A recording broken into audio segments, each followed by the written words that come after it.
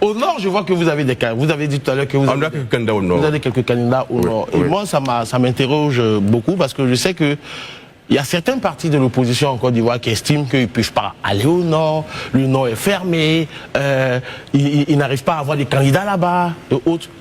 Vous, Assadé Temoko, vous savez tout. Comment est-ce que vous avez fait? Donnez-leur de bonnes pratiques pour qu'on comprenne pourquoi eux, ils ne peuvent pas avoir accès au nord, mais Assadé Temoko a accès au nord. Monsieur Daouda, il y a une nouvelle Côte d'Ivoire qui arrive, où on va faire la politique pour les Ivoiriens. Moi, je travaille pour la création d'une nation.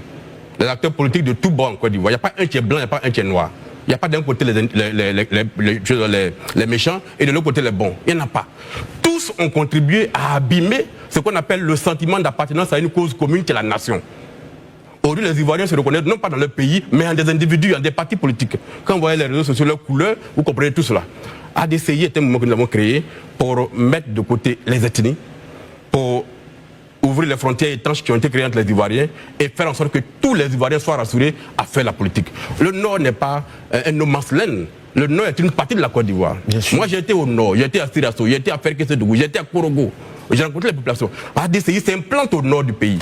Et nous avons 5 ans pour aller au nord et dans toutes les zones avoir des représentants. Parce que dans 5 ans, ce pays qu'on va bâtir, c'est un pays qui va commencer du nord, tu vas terminer au sud, tu vas à l'est, tu vas aller à l'ouest. C'est un pays pour tous les Ivoiriens.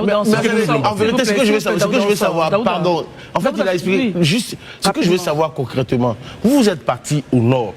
Est-ce que ce que vous avez entendu au nord et ce que les acteurs politiques disent, est-ce qu'il y a une conformité? Parce que moi je veux savoir. Oui, mais parce que moi au dîner on me dit que X ou Y ne peut pas. Je ne me ferai pas l'avocat des autres partis politiques. Moi je parle à la DCI. Moi je considère que, vous savez, ma grand-mère dit très souvent, personnable, que vous avez le mille pattes là, pour traverser les barrages des Magnans, il utilise son intelligence et sa parole. Je n'en dirai pas plus. Marius Komori. Vous êtes député à l'Assemblée nationale. Vous faites des propositions de loi. Vous vous battez à vos dires, bec et ongle, pour faire passer justement vos idéaux. Malheureusement, ça n'aboutit pas, puisque vos propositions de loi sont régulièrement rejetées. Pensez-vous être utile pour nous? Ah, mais je pense que je suis extrêmement utile. Dites-nous. D'abord, d'un point de vue de la fonction, je pense que j'ai permis aux Ivoiriens, par mon activisme, de comprendre aujourd'hui ce que c'est qu'un député. Et ça, c'est quelque chose dont je suis fier, parce qu'aujourd'hui, il y a une sorte de bouillonnement d'idées sur le rôle des députés. Surtout que vous avez révélé donc, plusieurs fois les traitements que les députés doivent. J'estime que les avantages que nous avons en tant que députés doivent être en conformité avec le travail qu'on fait pour les Ivoiriens. Donc, de ce point de vue, il me semble utile. Mais vous savez que si je n'avais pas été député, peut-être que l'augmentation des coûts de la data serait passée. Donc, de ce point de vue, on a été utile. Aujourd'hui, je suis élu municipal. Mon engagement sur le social a permis aujourd'hui de supprimer les cotisations COIES en Côte d'Ivoire. C'est très important. Et donc, je pense que ce n'est pas le fait de faire passer les lois à l'Assemblée qui est la plus importante.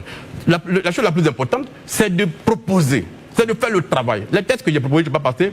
Peut-être demain, d'autres parlementaires vont arriver, seront majoritaires, et puis ils verront leur intérêt et les feront passer. Donc, j'estime qu'un député doit être celui-là même qui est tout le temps à l'écoute des populations. Et c'est une sentinelle. Il est le rempart, il est dans la société. Tout ce qui ne va pas, il doit le codifier par des textes. Honorable. Et l'Assemblée doit la pouvoir l'adopter.